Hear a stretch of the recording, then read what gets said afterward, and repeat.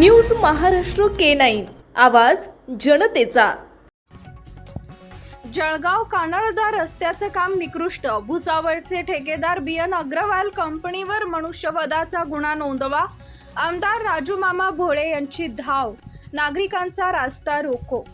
समर्थ lawn जवळ शिवाजीनगर ते कानळदा जाणाऱ्या रस्त्यावर निकृष्ट दर्जाच्या कामामुळे रस्ता एका बाजूने मधोमध तब्बल 4 ते 6 इंचाची धोकादायक भेग पडली आहे। या भेगेत दुचाकीचे चाक अडकल्याने वाहन चालकांचा तोल जातोय आणि गंभीर अपघात घडतोय। रात्री अशाच एका अपघातात वाहन चालकाचा मृत्यू झाल्याची माहिती समोर येते। आजही त्या ठिकाणी सुकलेले रक्त दिसतंय।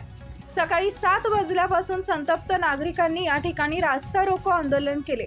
नगरसेवक विजय बांदल यांनाही घटनास्थळी बोलवण्यात आले। स्थानिक नागरिकांनी सामाजिक कार्यकर्ते व माहिती अधिकार प्रशिक्षक दीपक कुमार गुप्ता यांच्याशी संपर्क साधून पाठपुराव्यासाठी मदत मागितली। घटनास्थळी पोहोचताच दीपक कुमार गुप्ता यांनी आमदार राजू मामा भोळे यांना दूरध्वनीवरून जागेवर येण्याची विनंती केली। त्यांच्या पाठपुराव्यामुळे संबंधित अधिकाऱ्यांनाही घटनास्थळी येणे भाग पडले। आमदारांच्या उपस्थितीत प्रत्यक्ष परिस्थिती दाखवून जिल्हाधिकारी रोहन घुगे यांच्याशी दूरध्वनीवरून संपर्क साधण्यात आला। संबंधित भुसावळचा ठेकेदार BN अग्रवाल, अभियंते, आमदार व नागरिक यांची संयुक्त बैठक घेण्याचे निश्चित करण्यात आले। तात्पुरत्या योजनेअंतर्गत आजच्या आज रस्त्यातील धोकादायक फट डांबरानं भरण्याचा निर्णय घेण्यात आला। विशेष म्हणजे संबंधित अधिकाऱ्यांना रस्त्याच्या मधोमध बसवूनच चर्चा करण्यात आली। यावरून परिस्थितीची तीव्रता स्पष्ट होते। दीपक कुमार गुप्ता यांनी संबंधित ठेकेदारावर सदोष मनुष्यवधाचा गुन्हा दाखल करावा। संपूर्ण रस्त्याचे तांत्रिक ऑडिट करण्यात यावे।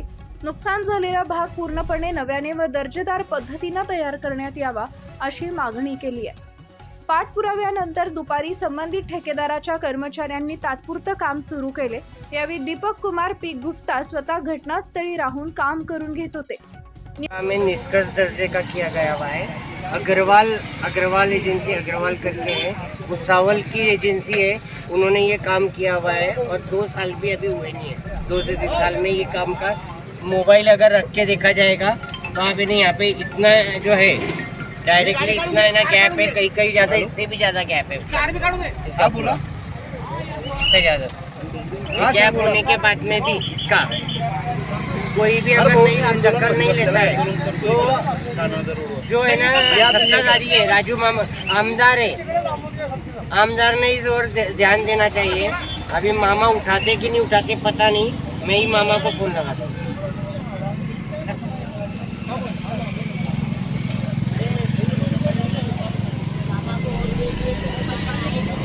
हेलो हेलो मामा, वंदे मातरम। मामा इधर है ना कानड़दा रोड पर है ना रोज एक्सीडेंट हो रहे हैं इधर। अपने जो समर्थ लॉन है ना उसके बाजू में जो रोड बना हुआ है वो रोड है ना एक तरफ से खच गया हुआ है, मतलब अंदर चला गया हुआ है आगे से। और जो है ना गाड़ी जब 2 व्हीलर वाले जो है ना अगर है ना साइड लेन चेंज करते हैं तो उसमें अटक के यहाँ पे एक्सीडेंट होते हैं और यहाँ पे डेथ भी हुई हुई है उसमें। और यहाँ पर अपने विजय बादल आपके जो नगर सेवक है वो भी है यहाँ पर, अभी सभी लोग आए हुए हैं। रास्ता रोको बोलना। हाँ हाँ हाँ, तो अग्रवाल करके है जो भुसावल का कॉन्ट्रैक्टर है, अग्रवाल करके है, उनने बनाया हुआ ये।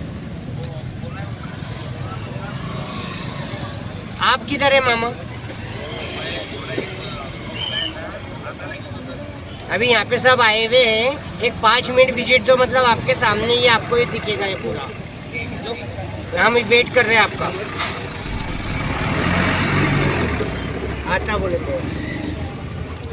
काय सांगणार, अधिकाऱ्यांच्या आणि कॉन्ट्रॅक्टरांच्या निष्काळजीपणामुळे नागरिकांनी आंदोलन केले, रस्ता रोको आंदोलन केले।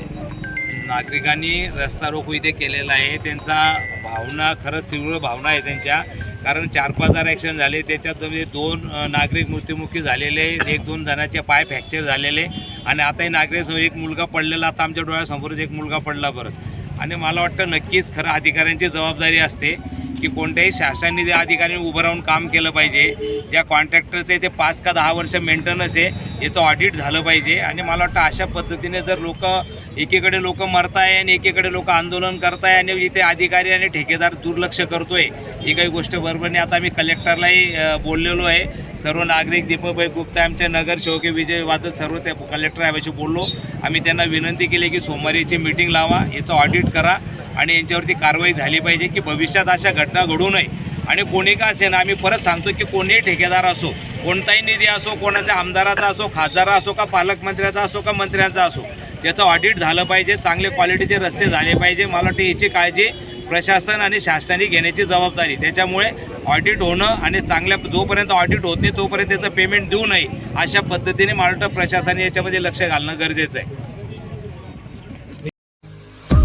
महाराष्ट्रातील महत्त्वाच्या आणि ताज्या बातम्या पाहण्यासाठी आमच्या न्यूज महाराष्ट्र K9 चॅनलला यूट्यूबवर सबस्क्राईब करा आणि बेल आयकॉन प्रेस करा.